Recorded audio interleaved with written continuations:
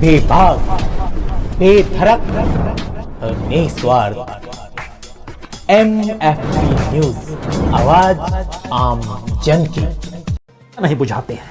आज तो जिक्र दरअसल आरएसएस के प्रचारकों का हम करना चाहते हैं, क्योंकि संयोग से भारत के प्रधानमंत्री नरेंद्र मोदी एक वक्त राष्ट्रीय स्वयंसेवक संघ के प्रचारक रहे हैं, और इस वक्त जमीन के हेरफेर के मसले में जो शख्स कटघरे में खड़ा है, और वह जन्मभूमि तीर्थ ट्रस्ट के जो महासचिव के तौर पर हैं, विश्व हिंदू परिषद के अंतर्राष्ट्रीय महासचिव हैं चंपत राय, वह भी एक वक्त राष्ट्रीय स्वयंसेवक संघ के प्रचारक ही रह चुके हैं। और प्रचारक का मतलब आरएसएस के भीतर क्या होता है, अगर आरएसएस के संविधान को देखिएगा या किसी भी सर संघ चालक के द्वारा लिखी गई कुछ पंक्तियों को जिक्र कीजिएगा, जब भी प्रचारक का जिक्र होगा, वैसे ही आपके सामने यह सवाल आएगा कि आरएसएस के संपूर्ण ढांचे की रीढ़ ही प्रचारक होता है। वही रीढ़ जो एक वक्त नरेंद्र मोदी थे, वही रीढ़ जो एक वक्त चंपत राय थे, वही रीढ़ जो एक वक्त अटल बिहारी वाजपेयी भी हुआ करते थे। और वही अटल बिहारी वाजपेयी जब प्रधानमंत्री बने तो मुख्यमंत्री के तौर पर नरेंद्र मोदी को राजधर्म का पाठ उन्होंने गुजरात में जाकर पढ़ाया। दोनों प्रचारक थे। लेकिन संघ कहता है कि दरअसल जब प्रचारक राजनीति की दिशा में जाता है तो उसका राजनीतिक शुद्धिकरण हम कर देते हैं। राजनीतिक शुद्धिकरण इस देश के भीतर में प्रधानमंत्री मोदी का क्या आरएसएस ने किया, यह एक सवाल।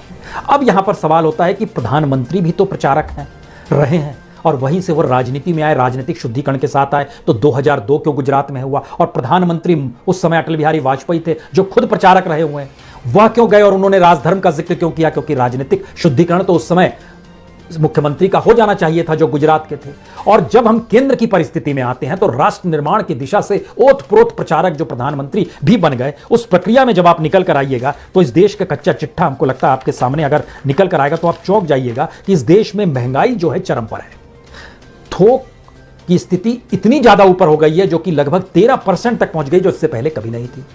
खुदरा मूल्य भी वह भी चरम पर पहुंच गया, और उसके ठीक समानांतर जब आप बैंक में पैसा डालते हैं वहां से जो इंटरेस्ट रेट मिलता है वो 5% के इर्द गिर्द ही है। चाहे आप फिक्स डिपॉजिट में पैसा डाल दीजिए या सेविंग में रखिए, वो 5% के नीचे ही है, 2, 3, 5 उससे ज्यादा नहीं है। लेकिन महंगाई दर जिस देश में बढ़ गई, यानी रुपये का वैल्यू कम होने लगा, तो क्या ये राष्ट्र हित और राष्ट्र भक्ति है? इस देश में बेरोजगारी सबसे चरम पर पहुंच गई। कहा जाता है आजादी के बाद ऐसी बेरोजगारी कभी नहीं थी, असमानता इस देश के भीतर में ऐसी कभी नहीं थी। तो क्या यह राष्ट्रभक्ति से ओतप्रोत है? इस देश के भीतर में जनता का पैसा जिन बैंकों में जमा है, वहां पर एनपीए बढ़ते बढ़ते 10 लाख करोड़ पार कर गया। इसी पीरियड में 8 लाख करोड़ से ज्यादा रिटर्न ऑफ गवर्नमेंट ने कर दिया। उस गवर्नमेंट को संभाले हुए देश के प्रचारक से बने प्रधानमंत्री ही हैं, तो क्या वह भी राष्ट्रहित में हुआ है? आरबीआई से सबसे ज्यादा पैसा मोदी सरकार ने ही निकाला, तो क्या यह राष्ट्रहित में ही निकाला? जो इस देश की मैन्युफैक्चरिंग है, उत्पादन है, वो सबसे नीचे चला गया, नेगेटिव -23 में आ गया, तो क्या यह राष्ट्रहित में है? जो भी दिवालिये कॉर्पोरेट इस दौर में हुए, जो एनसीएलटी के पास पहुंचे और खुद को दिवालिया घोषित कर दिया, इस देश में सबसे ज्यादा इस दौर में कॉर्पोरेट और इंडस्ट्रियलिस्ट हैं, 2000 से ज्यादा। क्या ये राष्ट्रहित में दिवालिया हो गए? ग्रामीण भारत की परिस्थिति देखिए और उसमें किसानों की स्थिति देखिए, तो उनकी आय 2013, 14, 15 के मुकाबले आज घट गई है। तो क्या ये राष्ट्रहित में हो रहा? क्योंकि इस देश के प्रधानमंत्री को भी अगर लगता है कि देश की इकोनॉमी चौपट, इंफ्रास्ट्रक्चर नहीं, हेल्थ सेक्टर चौपट, एजुकेशन चौपट, इंडस्ट्री चौपट, कॉर्पोरेट के सामने मुश्किल, किसानों के सामने मुश्किल, स्टूडेंट्स के सामने मुश्किल, लेकिन ये सारी परिस्थिति वो कर रहे हैं तो राष्ट्रहित में कर रहे हैं, और वो राष्ट्रहित के अलावा कुछ नहीं सोच सकते हैं, तो जाहिर है ये पाठ प्रचारक को पढ़ाया जाता है आरएसएस की कक्षा में, इससे कतई इनकार नहीं है। अब लेकिन सवाल है, जब ऊपर से यह हो रहा है तो चंपत राय जी को भी लगा होगा कि जो अयोध्या में राम मंदिर बनाना है, उस मंदिर के लिए ही तो जमीन की खरीद फरोख्त हो रही है। तो उस खरीद फरोख्त में कौन देखेगा रजिस्ट्री के कागजात, कौन देखेगा पुराने लेन देन, कौन देखेगा रजिस्ट्री कितने पैसे में हो रही है? वो तो 2011 में सौदा हुआ था, 9 साल में बढ़ गया। लेकिन क्या उन्होंने एक क्षण भी सोचा कि 2 करोड़ की रजिस्ट्री में स्टेट को कितना राजस्व मिलता है, और 18 करोड़ की रजिस्ट्री में स्टेट को कितना पैसा मिलता है, और सर्किल रेट और बाजार रेट से कम कीमत में रजिस्ट्री कराने पर कौन सा अपराध होता है? क्या यह सब सोचा गया? नहीं सोचा गया, क्योंकि हम इस भाव से पूरी तरीके से ओतप्रोत है कि हम तो राष्ट्रहित में ही जीते हैं और मरते हैं। वो चंपत राय आज कटघरे में है, और कटघरा भी इस देश के कानूनों के मातहत है, लेकिन उनकी आवाज और शब्द जो निकलता है, हमारे ऊपर आरोप तो लगते रहते हैं। महात्मा गांधी की हत्या का आरोप भी एक वक्त लगा था। आप आरोप लगाते रहिए, हम काम करते रहेंगे। यानी इस बीच में कहीं कानून का जिक्र नहीं, इस देश में कैसे प्रशासन चलता है उसका कोई जिक्र नहीं। तो आज जरा प्रचारकों की स्थिति के समझ, तो चंपत राय जी पर आप आरोप कैसे लगा सकते हैं, और देश के प्रधानमंत्री पर भी आप कोई भी आरोप और कोई भी सवाल उनसे कैसे पूछ सकते हैं? बात चंपत राय जी से शुरू की जाए या प्रधानमंत्री मोदी से की जाए। हमें लगता है बात आज जमीन से ही शुरू की जाए और उसकी जरा तथ्यों को समझने की कोशिश इसलिए जरूरी है क्योंकि यह तथ्य सामने आ नहीं पाते हैं। कुछ तथ्य इस रूप में निकल कर आए कि देखिए 2010 में फिरोज नाम के एक शख्स के पास 180 बिस्वा जमीन थी। वहां पर जो एकड़ और जो हम लोग नापते हैं कि भूमि, वहां पर बिस्वा कहा जाता है। 180 बिस्वा जमीन जो थी उन्होंने बबलू को दे दी थी। 2011 में बबलू ने उस 180 बिस्वा जमीन में से 100 बिस्वा जमीन उन्होंने निकालकर, जो फिलहाल नाम निकल कर आ रहा है, उनके पिताजी हुआ करते थे इरफान खान, ये नन्हे मियां के नाम से जाने जाते थे। ये सुल्तान के पिता हैं जिनका नाम इस वक्त आ रहा है। उन्होंने उस जमीन को खरीदी 2011 में, लेकिन उस वक्त रजिस्ट्री नहीं कराई और तय जो भी सौदा हुआ, हम उस चक्कर में नहीं जाते हैं। उसकी जानकारी आपको होगी कि 1 करोड़ 2 करोड़ कुछ पैसा दे दिया गया और हर 3 साल के बाद वो नाम परिवर्तित होते रहा, चीजें चलती रही और होते होते ये स्थिति आ गई कि धीरे धीरे 2021 में जब राम मंदिर के लिए जमीन की जरूरत इस ट्रस्ट को पड़ी तो उसने जमीन लेने की परिस्थितियां पैदा कर दी।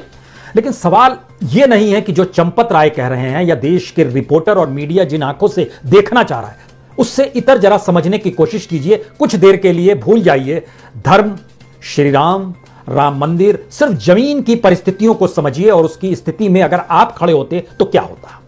उत्तर प्रदेश में एक कानून काम करता है, यूपी भूमि विक्रय कानून। इसका खुले तौर पर उल्लंघन हो गया। इसलिए उल्लंघन हो गया क्योंकि यह नियम बहुत साफ कहता है कि अगर सर्किल रेट और बाजार रेट, इसमें से जिसका भी रेट ज्यादा होगा उसी के जरिए आप भूमि की खरीद फरोख्त कर सकते हैं, क्योंकि उसी कीमत पे आप रजिस्ट्री करा सकते हैं। रजिस्ट्री का मतलब यह होता है जब किसी भी चीज की रजिस्ट्री होती है तो उससे राजस्व का लाभ स्टेट को होता है।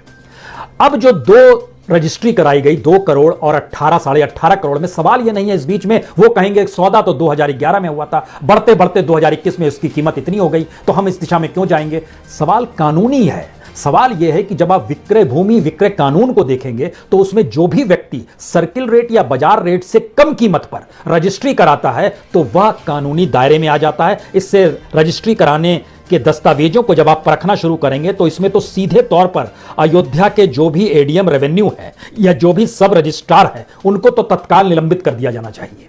इसलिए करना चाहिए कि एक कीमत 2 करोड़ की, एक कीमत साढ़े 18 करोड़ की और जमीन एक ही और रजिस्ट्री का वक्त एक ही।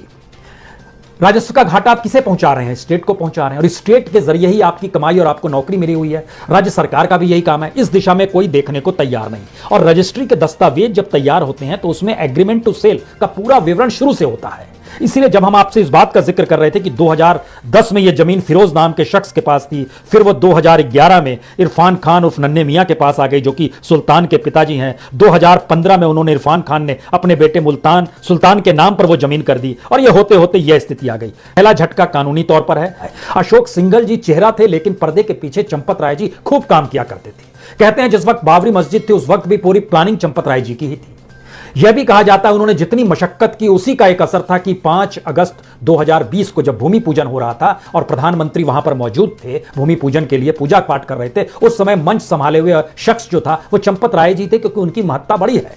लेकिन सवाल यह है कि देश एक कानून से चलता है। देश जिन परिस्थितियों से चलता है उसमें विश्व हिंदू परिषद जमीन की खरीद फरोख्त की स्थिति में कैसे आ गई, जबकि सुप्रीम कोर्ट ने जब ट्रस्ट बनाने की परिस्थितियां निर्देश जारी किया और ट्रस्ट बन गया, उसमें केंद्र सरकार ने जब 70 एकड़ जमीन भी दे डाली और वो अधिकृत केंद्र सरकार ने की थी, तो ट्रस्ट ने यह खुद तय कर लिया कि अब इसका विस्तार देना चाहिए और 108 एकड़ तक मंदिर का परिसर रहेगा और उसके बाद जमीन की खरीद फरोख्त शुरू होती है। उसी के दायरे में यह जो जमीन फंसी हुई है जिसमें 100 बिस्वा जमीन है, यह तकरीबन 3 एकड़ की जमीन बनती है जो कि रेलवे स्टेशन के नजदीक है और कहा जा रहा है कि वहां पर शायद हो सकता है वो भक्तों के लिए निवास बनाने के लिए उस जमीन को लिया गया। तो बहुत रईस हैं राम भक्त इस देश के भीतर में, और अगर आप सोमनाथ जाइएगा, हरिद्वार जाइएगा, बनारस जाइएगा, उन्होंने बहुत सारे निवास बनाए हुए। लेकिन सवाल यह था विश्व हिंदू परिषद का निर्माण आरएसएस ने राम मंदिर को लेकर किया था और चंपत राय जी को एक स्पेशल भूमिका में वहां पर रखा भी गया था, इससे भी इनकार नहीं है। लेकिन यह जमीन की खरीद फरोख्त में जब ट्रस्ट फंसता है और ट्रस्ट किसी बिल्डर की तरह काम कर रहा है या किसी रियल एस्टेट की तरह काम कर रहा है या जमीन के मालिकान जो प्रॉपर्टी डीलर होते हैं उस तर्ज पे काम कर रहा है, क्योंकि जो जमीन को देखिएगा तो फिरोज खान प्रॉपर्टी डीलर, बबलू पाठक प्रॉपर्टी डीलर, सुल्तान प्रॉपर्टी डीलर, सुल्तान अंसारी सभी प्रॉपर्टी डीलर अपने तौर पर रहे। लेकिन चंपत राय जी तो प्रॉपर्टी डीलर नहीं रहे हैं और विश्व हिंदू परिषद तो प्रॉपर्टी डीलर नहीं है। और जिस तीर्थ ट्रस्ट का जिक्र हो रहा है उस तीर्थ ट्रस्ट का काम, जन्मभूमि तीर्थ ट्रस्ट का काम भी तो प्रॉपर्टी डीलर वाला नहीं है। अचानक ये चीजें शिफ्ट क्यों हो गई, और ये जानते समझते हुए जरा समझना होगा, क्योंकि इस देश के भीतर में लोगों से चंदा लिया गया। लोगों से चंदा लेने का मतलब यह है कि इस बात के बारे में खुले तौर पर जिक्र किया गया कि दरअसल हमें और जमीन की जरूरत है, हमें निर्माण के लिए खूब पैसा चाहिए, उसका भी टारगेट रखा गया कि 1,000 करोड़ रुपए चाहिए, और उसके लिए बाकायदा कूपन छापे गए, लेकिन उसका नाम कूपन नहीं दिया गया। उसका नाम अपने तौर पर अयोध्या के जो सर्वांगीण विकास के लिए हम जमीन खरीद रहे हैं, और उसी के मातहत हम इसको एक मिशन मान रहे हैं। अब आप ध्यान दीजिए, 10 रुपए के 4 करोड़ कूपन छपे, 100 रुपए के 8 करोड़ कूपन छपे, 1,000 रुपए के 12 लाख कूपन छपे। ये सारे कूपन की 14 जनवरी यानी मकर संक्रांति के दिन से शुरू होकर मकर पूर्णिमा जो 27 फरवरी तक था, एक 42 दिन का वक्त लिया गया कि इस दौर में सिर्फ हम कलेक्शन करेंगे पैसा राम मंदिर के लिए। अब आप कल्पना कीजिए, जो 960 रुपए इन कूपन के जरिए लेकर आना था, टारगेट कुल मिलाकर था 1,000 करोड़ का, लेकिन इसके बीच में बहुत सारे लोगों ने अपने हिसाब से पैसे दिए। राष्ट्रपति ने 5,01,000 रुपए दे दिया, मुरारी बापू 18 करोड़ 61 लाख रुपए उन्होंने दान कर दिए, योगी आदित्यनाथ जी ने भी, राज्य के मुख्यमंत्री 11 लाख रुपए दिए, शिवसेना ने 1 करोड़ रुपए दिए। सबने पैसा अपने अपने तौर पर दिया, और जब रकम देखनी शुरू हुई, जो टारगेट 1100 करोड़ का था, और ये उसमें जो जानकारी आई थी कि कंस्ट्रक्शन कॉस्ट 400 करोड़ रुपए उसमें लगेंगे, 11 फरवरी आते आते 1,000 करोड़ पार कर गए, यानी 28वें दिन ही 1,000 करोड़ रुपए हो चुके थे। उसके बाद 15 फरवरी का डाटा सामने आया, 1,511 करोड़ रुपए जमा हो चले हैं। 28 फरवरी का डाटा सामने आया, 2,100 करोड़ जमा हो चले हैं। 30 मार्च का डाटा सामने आया, 3,200 करोड़ रुपए जमा हो चले हैं। अब सवाल यहां पर यह है कि इस देश के भीतर में जब इतने बड़े पैमाने पर लोगों तक पहुंचने का काम किया गया, क्योंकि खुद ट्रस्ट के जरिए, विश्व हिंदू परिषद के जरिए यह जानकारी दी गई कि दरअसल इस देश के भीतर में लगभग 50 करोड़ लोगों तक हम पहुंचेंगे, 5 लाख गांव में जाएंगे, 11 करोड़ परिवारों से संपर्क साधेंगे। एक झटके में, एक जहन में तुरंत एक बात दिमाग में आएगी, लोगों की आस्था, वो आस्था के साथ इस देश में सियासी तौर पर वोट बैंक भी है। इसीलिए जब जमीन के हेरफेर का मसला आया, तो ध्यान दीजिए हर राजनीतिक दल के शब्द क्या थे। वो कोई भी पॉलिटिकल पार्टी विपक्ष की हो, कोई अधर्म कह रहा है, कोई पाप कह रहा है, कोई सत्य और निष्ठा दिखला रहा है, कोई श्री राम के जरिए न्याय की बोली लगा रहा है, लेकिन इस बात का जिक्र नहीं है कि दरअसल जमीन की खरीद फरोख्त को लेकर सुप्रीम कोर्ट ने नहीं कोई निर्देश दिया था। सुप्रीम कोर्ट ने यह कतई नहीं कहा था कि आप जमीन खरीदने निकल जाइए, वो तो पहले से तय था कि 70 एकड़ जमीन है और वहां पर मंदिर बनेगा, लेकिन आपने तय किया उसको विस्तार करेंगे, आपने तय किया खरीद फरोख्त करेंगे, और 50 से ज्यादा रजिस्ट्री इस दौर में हुई। पहली स्थिति है। दूसरी स्थिति और बेहतर है, जो 180 बिस्वा जमीन थी जो 2010 में फिरोज ने बबलू को बेची, और बबलू ने उसके बाद 100 बिस्वा जमीन इरफान खान उर्फ नन्हे मियां यानी सुल्तान के पिताजी को बेची। ये 100 बिस्वा और 80 बिस्वा दोनों की रकम में भी फर्क है। 80 बिस्वा जमीन की एवज में 8 करोड़ रुपए दिए गए, और 100 बिस्वा जमीन की एवज में 18.5 करोड़ यानी 18 करोड़ 50 लाख रुपए दिए गए।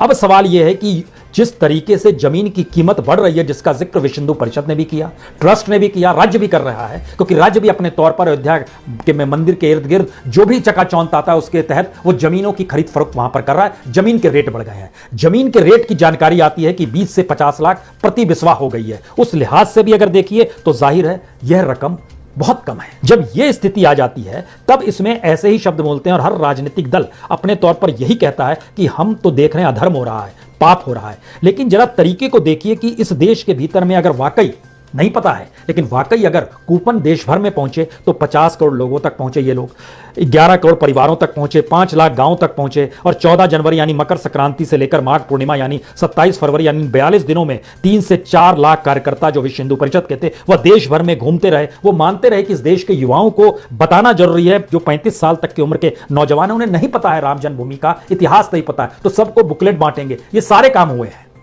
यानी इस देश के भीतर में राजनीति की लकीर जो बेहद महीन होती है, उसी महीन लकीर के दायरे में समूची सियासत इस देश के भीतर में होती है, और वही महीन लकीर जो राजनीति में सत्ता प्राप्त कर लेती है, वही सत्ता के तौर तरीके इस देश में कानून बन जाते हैं।